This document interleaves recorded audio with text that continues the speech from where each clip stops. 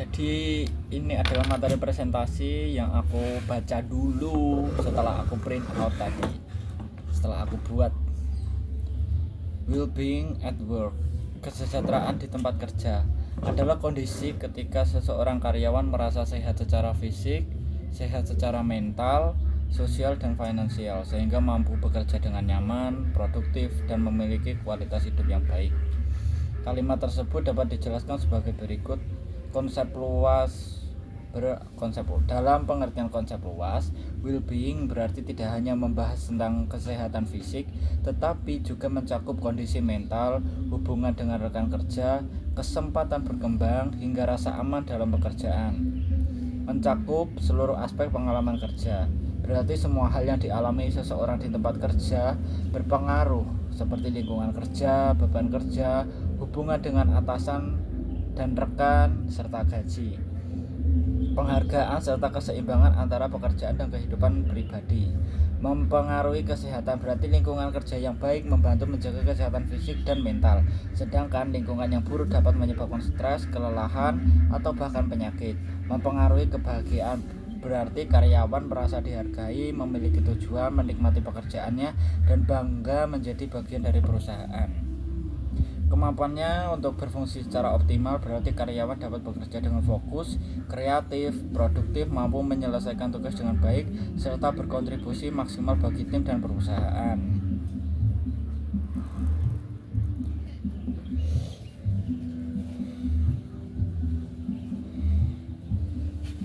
Contoh sederhana, bayangkan ada dua karyawan dengan pekerjaan yang sama. Karyawan A bekerja di lingkungan yang nyaman, mendapatkan dukungan dari atasan, memiliki teman kerja yang baik, memperoleh gaji yang layak, dan memiliki waktu istirahat yang cukup. Ia bekerja dengan semangat dan hasil kinerjanya baik. Karyawan B sering dimarahi, beban kerjanya berlebihan, jarang diapresiasi, dan selalu merasa cemas. Akibatnya ia mudah lelah, sering melakukan kesalahan, dan demotivasi terhadap pekerjaannya. Perbedaan tersebut menunjukkan bahwa well-being di tempat kerja mempengaruhi kesehatan, kebahagiaan, dan performa kerja seseorang.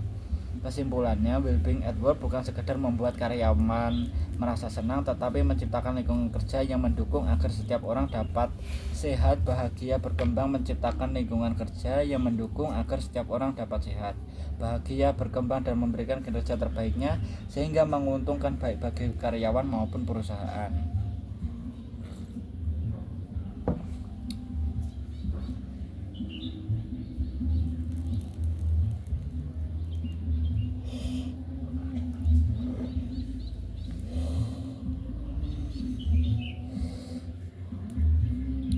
Berikut 5 pilar utama well-being.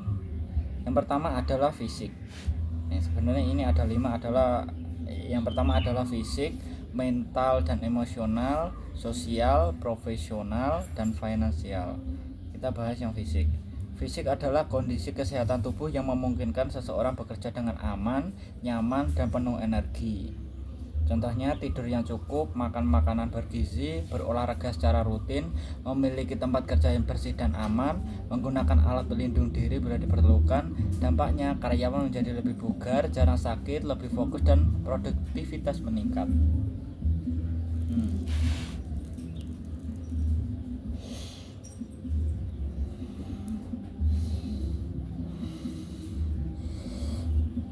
Mental dan emosional. Mental dan emosional berkaitan dengan kemampuan seseorang mengelola stres, emosi, dan tekanan pekerjaan. Contohnya mampu mengendalikan emosi saat menghadapi masalah, memiliki rasa percaya diri, tidak takut menyampaikan pendapat, mendapatkan dukungan dari atasan dan rekan kerja. Dampaknya karyawan lebih tenang, tidak stres, dan mampu mengambil keputusan dengan baik dan memiliki semangat kerja yang tinggi.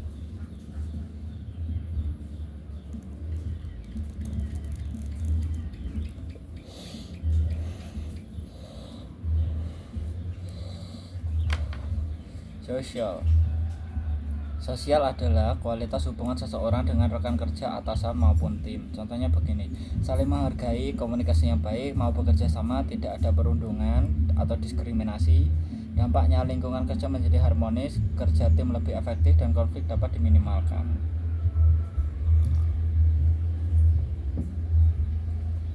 Profesional berkaitan dengan kesempatan untuk belajar, berkembang, dan mencapai tujuan karir. Mendapatkan pelatihan, kesempatan promosi jabatan, target kerja yang jelas, mendapatkan apresiasi atas hasil kerja. Dampaknya karyawan merasa pekerjaannya bermakna, lebih termotivasi, dan terus meningkatkan kompetensi.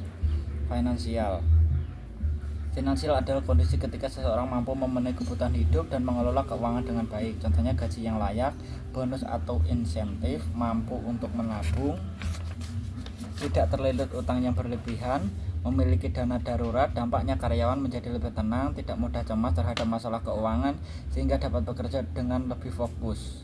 Kesimpulan, kelima pilar ini saling berkaitan. Jika salah satu pilar terganggu, maka pilar lainnya pun terdampak. Oleh karena itu, perusahaan karyawan perlu bersama-sama menjaga kesehatan fisik, mental, hubungan sosial, pengembangan karir, dan kondisi finansial agar tercipta lingkungan kerja yang sehat dan produktif serta berkelanjutan.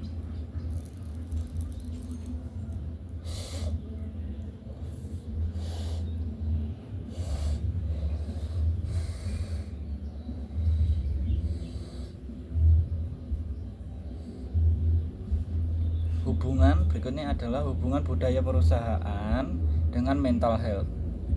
Budaya perusahaan adalah nilai, kebiasaan, dan cara bekerja yang diterapkan dalam sebuah organisasi. Budaya ini sangat mempengaruhi kesehatan mental karyawan karena setiap hari karyawan berinteraksi dengan lingkungan kerja tersebut. Budaya positif meningkatkan mental health. Jika perusahaan memiliki budaya yang saling menghargai, terbuka, suportif, karyawan akan merasa aman untuk menyampaikan pendapat, dihargai atas kontribusinya, nyaman bekerja dalam tim, lebih termotivasi dan percaya diri. Akibatnya, tingkat stres menurun dan semangat kerja meningkat. Budaya kerja negatif menurunkan mental health. Sebaliknya, budaya kerja yang penuh tekanan dapat menyebabkan stres berkepanjangan, kelelahan mental atau burnout, rasa cemas dan takut melakukan kesalahan, menurunnya motivasi dan produktivitas, meningkatnya keinginan untuk resign. Contohnya adalah komunikasi yang kasar, saling menyalahkan, atau beban kerja yang tidak seimbang. Peran pemimpin yang sangat penting. Atasan memiliki pengaruh besar dalam membuat budaya kerja.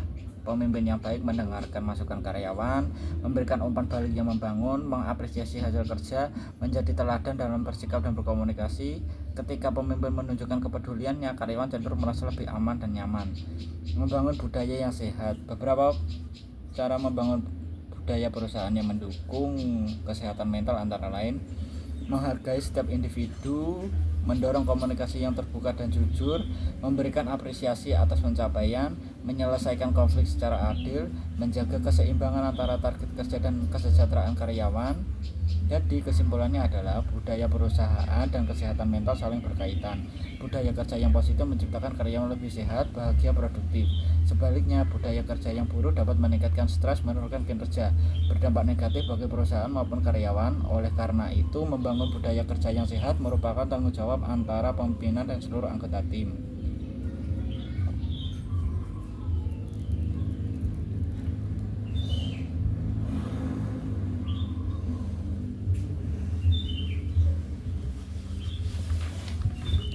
Berikutnya adalah budaya always on, kapan harus disconnect. Jadi ini adalah menetapkan batas antara waktu kerja dengan waktu pribadi karyawan. Biasanya itu rata-rata pekerjaan di Indonesia itu normalnya adalah 8 jam. Kalaupun ada 9 jam, itu hanya 5 hari kerja. Budaya always on adalah kebiasaan merasa harus selalu siap bekerja atau merespon pekerjaan kapanpun. Misalnya membalas chat pada malam hari, saat libur, atau terus memikirkan pekerjaan setelah pulang. Sekilas hal ini terlihat menunjukkan dedikasi. Tetapi jika terus berlangsung terus-menerus, berdampak buruk bagi kesehatan dan kinerja. Mengapa perlu disconnect? Disconnect berarti memberi batas kerja yang jelas antara waktu bekerja dan waktu istirahat. Saat kita beristirahat, otak tidak benar-benar berhenti. Justru pada saat itulah otak melakukan proses recharge, yaitu mengurangi kelelahan mental, memulihkan konsentrasi dan daya ingat, mengurangi stres, mengembalikan energi dan kreativitas. Tanpa waktu untuk recharge, seseorang lebih mudah mengalami kelelahan, kehilangan motivasi, dan beresiko mengalami burnout. Kapan harus disconnect? Beberapa contoh waktu yang sebaiknya digunakan untuk benar-benar istirahat. Setelah jam kerja selesai, artinya waktunya pulang. Jika tidak ada lembur ya pulang. Saat jam makan siang, ketika cuti atau hari libur, saat bersama keluarga, menjelang waktu tidur agar kualitas tidur lebih baik. Jika tidak ada keadaan yang benar-benar mendesak, pekerjaan sebaiknya menunggu hingga jam kerja berikutnya. Cara menerapkan budaya yang sehat: selesaikan pekerjaan pada jam kerja jika memungkinkan. Hindari kebiasaan mengecek email atau chat pekerjaan terus-menerus di luar jam kerja. Gunakan waktu istirahat untuk makan, berjalan sebentar, atau berbincang dengan rekan kerja. Manfaatkan cuti untuk benar-benar istirahat dan tetap bekerja. Kesimpulan: menghargai waktu istirahat bukan berarti kurang produktif. Sebaliknya, istirahat yang cukup membuat otak kembali segar, meningkatkan fokus, mengurangi stres, dan membantu kita bekerja lebih efektif. Karyawan yang memiliki keseimbangan antara bekerja dan beristirahat umumnya mampu memberikan kinerja yang lebih baik dalam jangka panjang. Psikologis yang tidak aman: kesalahan adalah ruang belajar, bukan alasan untuk dipermalukan. Psychological safety, keamanan psikologis, yaitu adalah kondisi ketika karyawan merasa aman untuk berbicara, bertanya, memberikan ide, atau mengakui kesalahan tanpa takut dipermalukan atau dihukum secara tidak adil. Sebaliknya, lingkungan yang tidak aman secara psikologis membuat karyawan takut melakukan kesalahan. Akibatnya, mereka memilih diam, menyembunyikan masalah, atau enggan memberikan masukan. Mengapa kesalahan harus menjadi ruang belajar? Dalam dunia kerja, setiap orang bisa melakukan kesalahan. Yang terpenting bukan hanya siapa yang salah, tetapi apa yang bisa dipelajari agar kesalahan tersebut tidak terulang. Jika setiap kesalahan langsung dibalas dengan kemarahan atau mempermalukan seseorang di depan orang lain, karyawan menjadi takut untuk mencoba hal baru, komunikasi menjadi tertutup, masalah sering disembunyikan, inovasi dan semangat kerja turun. Sebaliknya, jika kesalahan dijadikan bahan evaluasi, karyawan lebih berani bertanggung jawab, tim lebih cepat menemukan solusi, proses kerja terus berkembang, kepercayaan dalam tim semakin kuat. Contoh di tempat kerja, misalnya salah seorang karyawan mengambil barang kepada pelanggan. Pendekatan yang tidak sehat, memarahi atau mempermalukan karyawan di depan rekan kerja. Pendekatan yang sehat yaitu mengidentifikasi penyebab kesalahan, lalu memperbaikinya, lalu mengevaluasi SOP agar kesalahan serupa tidak terulang.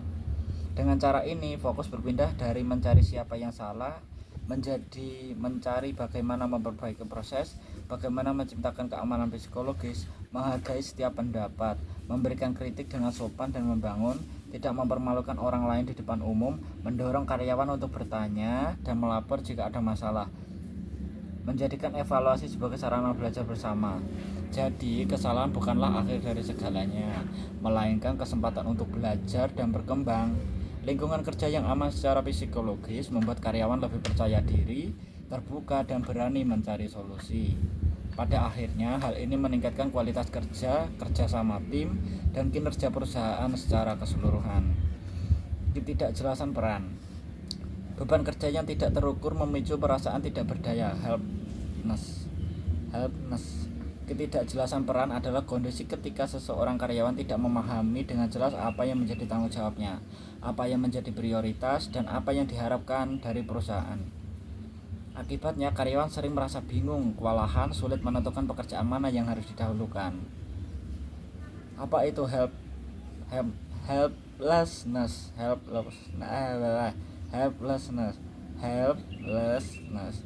Atau perasaan tidak berdaya adalah kondisi ketika seseorang merasa bahwa apapun yang dilakukan itu tidak memperbaiki keadaan.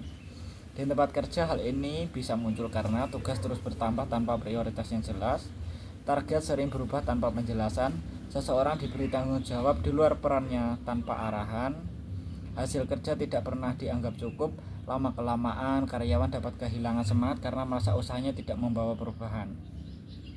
Dampak ketidakjelasan peran: jika kondisi ini terus terjadi pada antaranya lain, stres dan kecemasan meningkat, motivasi kerja menurun, produktivitas menurun, kesalahan kerja lebih sering terjadi, hubungan antara rekan kerja menjadi kurang baik karena saling lempar tanggung jawab, Contoh di tempat kerja, misalnya seorang karyawan packing tiba-tiba diminta membantu administrasi, melayani pelanggan, mengurus pengiriman, tetapi tidak jelas mana yang harus diprioritaskan.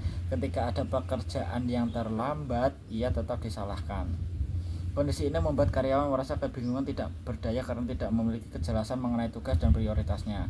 Bagaimana mengatasinya? Perusahaan dipimpin dapat membantu dengan cara menjelaskan job description setiap posisi yang jelas, menentukan prioritas pekerjaan, menyesuaikan beban kerja dan ketidakmampuan waktu yang tersedia, memberikan arahan serta umpan balik secara rutin, mengajak karyawan berdiskusi jika ada tugas atau target. Kejelasan peran merupakan salah satu faktor penting dalam menjaga kesejahteraan karyawan. Mental karyawan. Dengan setiap orang memahami tugas, tanggung jawab, dan prioritas pekerjaan, mereka akan bekerja lebih percaya diri, fokus, dan produktif. Sebaliknya, peran yang tidak jelas dan beban kerja yang tidak terukur dapat memicu stres, kebingungan, serta perasaan tidak berdaya. Kepemimpinan yang tidak empatis adalah pemimpin yang peduli proses, akan membangun loyalitas yang lebih tinggi dibanding hanya menuntut hasil. Kepemimpinan yang empatis adalah kepemimpinan yang mampu memahami kondisi, tantangan, dan kebutuhan karyawan tanpa mengabaikan target perusahaan. Empati bukan berarti memanjakan karyawan, tetapi memahami situasi mereka, memberikan dukungan agar dapat mencapai hasil yang diharapkan. Mengapa empati penting? Seorang pemimpin tidak hanya bertanggung jawab terhadap hasil kerja, tetapi juga terhadap proses yang dilalui timnya. Pemimpin yang peduli terhadap proses akan mendengarkan kendala yang dihadapi karyawan, memberikan arahan dan solusi, memberikan apresiasi atas usaha yang dilakukan, membantu tim berkembang, bukan hanya menilai hasil akhirnya. Sebaliknya, jika pemimpin hanya fokus menarget apa yang diprioritaskan oleh tim, karyawan lebih mudah tertekan, kehilangan motivasi. Dampak kepemimpinan yang tidak empatis. Beberapa dampak: karyawan takut menyampaikan masalah, komunikasi menjadi kurang terbuka, motivasi dan semangat kerja menurun, stres meningkat, dan risiko burnout lebih tinggi. Loyalitas terhadap perusahaan berkurang sehingga keinginan untuk pindah kerja meningkat. Contohnya di tempat kerja, target produksi tidak tercapai, pemimpinnya tidak empatis langsung menyalahkan tim tanpa mencari tahu penyebabnya.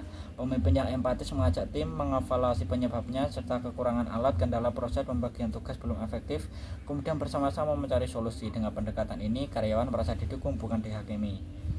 Mendengarkan sebelum memberikan penilaian, memberikan kritik dengan cara yang membangun, menghargai usaha dan perkembangan, bukan hanya hasil akhir, memberikan umpan balik secara rutin, menjadi teladan dalam bersikap, berkomunikasi, dan menghargai orang lain. Loyalitas tidak dibangun hanya dengan target atau aturan, tetapi juga dengan kepedulian. Ketika pemimpin memperhatikan proses, mendengarkan tim, dan membantu mengatasi tantangan, karyawan akan merasa dihargai. Rasa dihargai inilah yang menumbuhkan kepercayaan, semangat kerja, dan loyalitas lebih tinggi kepada tim maupun perusahaan. Bagaimana perusahaan bisa mengubah budaya demi kesehatan mental? Membangun budaya kerja mendukung kesehatan mental bukanlah tanggung jawab satu orang saja, melainkan merupakan tanggung jawab seluruh organisasi, terutama para pemimpin. Perubahan budaya membutuhkan waktu, tetapi dapat dimulai dari langkah-langkah sederhana yang dilakukan secara konsisten. Membangun komunikasi terbuka. Perusahaan perlu menciptakan lingkungan di mana karyawan merasa aman untuk menyampaikan pendapat, ide maupun kendala tanpa takut disalahkan. Manfaatnya, masalah lebih cepat diketahui, solusi dapat ditemukan bersama, hubungan antara atasan dan karyawan menjadi lebih baik, menghargai kontribusi karyawan. Apresiasi tidak selalu berupa bonus, ucapan terima kasih, pujian atau pekerjaan yang baik, atau pengakuan di depan tim juga dapat meningkatkan motivasi.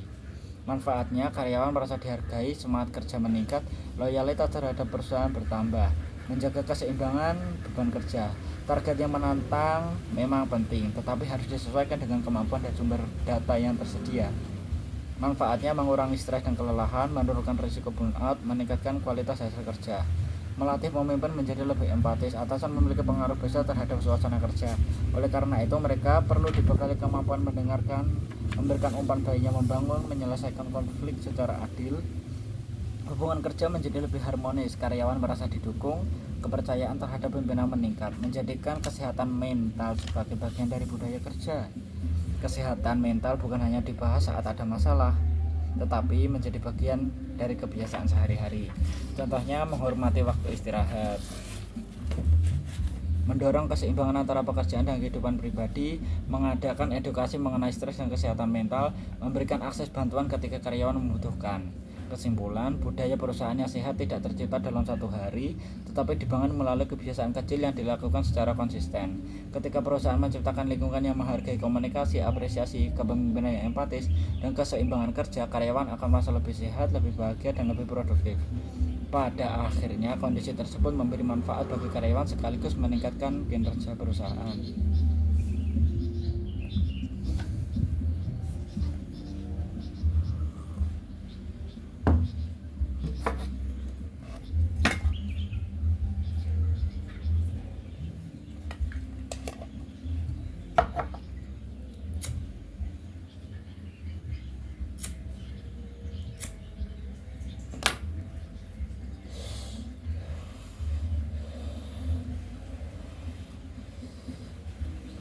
Budaya batasannya sehat, perusahaan secara tegas menghormati waktu istirahat karyawan. Budaya batasan yang sehat, healthy boundaries, adalah budaya kerja yang menghargai perbedaan antara waktu bekerja dan waktu pribadi. Artinya ketika jam kerja telah selesai, karyawan berhak menikmati waktu istirahat tanpa merasa harus terus bekerja. Menghormati batasan ini bukan berarti menurunkan produktivitas, tetapi justru menjaga kesehatan mental di kualitas kerja. Mengapa waktu istirahat penting? Setelah bekerja seharian, tubuh dan otak membutuhkan waktu untuk pulih. Waktu istirahat digunakan untuk mengembalikan energi, mengurangi stres, menghabiskan waktu untuk bersama keluarga, menjalankan hobi atau aktivitas pribadi. Tidur yang cukup agar siap bekerja keesokan harinya. Karyawan memiliki waktu istirahat yang berkualitas biasanya lebih fokus, kreatif, dan produktif saat kembali bekerja. Tidak ada ekspektasi membalas pesan saat setelah jam kerja. Salah satu ciri budaya yang sehat adalah tidak ada tuntutan untuk selalu online. Chat atau email di pekerjaan di luar jam kerja tidak harus langsung dibalas. Karyawan tidak merasa bersalah ketika menikmati waktu libur. Komunikasi di luar jam kerja hanya dilakukan benar-benar mendesak atau darurat. Dengan demikian karyawan dapat benar-benar beristirahat tanpa merasa terbebani oleh pekerjaan.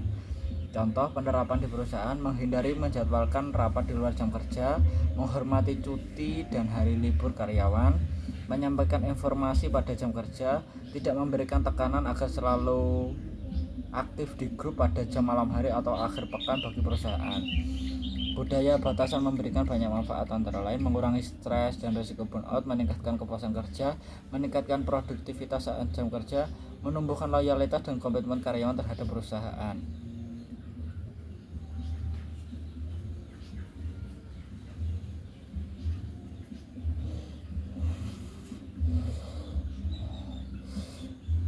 Menghormati waktu istirahat bukan berarti mengurangi komitmen terhadap pekerjaan. Justru dengan memberikan batasan yang sehat antara pekerjaan dan kehidupan pribadi, perusahaan membantu karyawan menjaga kesehatan fisik dan mental. Karyawan yang memiliki waktu untuk beristirahat akan kembali bekerja dengan energi, fokus, dan motivasi yang lebih baik, sehingga memberikan hasil yang optimal bagi perusahaan. Oke.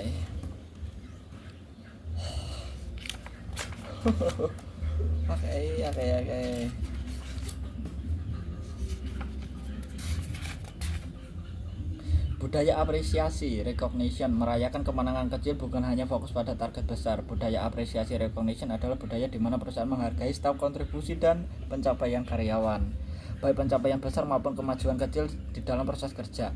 Apresiasi tidak selalu berupa uang atau bonus. Ucapan terima kasih, pujian, pengakuan atas usaha seseorang juga merupakan bentuk apresiasi yang sangat berarti. Mengapa kemenangan kecil perlu dirayakan? Dalam bekerja, target besar biasanya membutuhkan waktu yang lama untuk dicapai.